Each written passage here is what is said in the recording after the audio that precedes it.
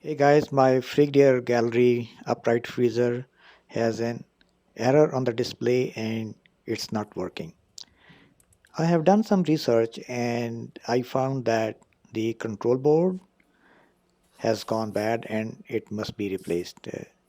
Let's start replacing it. It's a fun. Let's watch.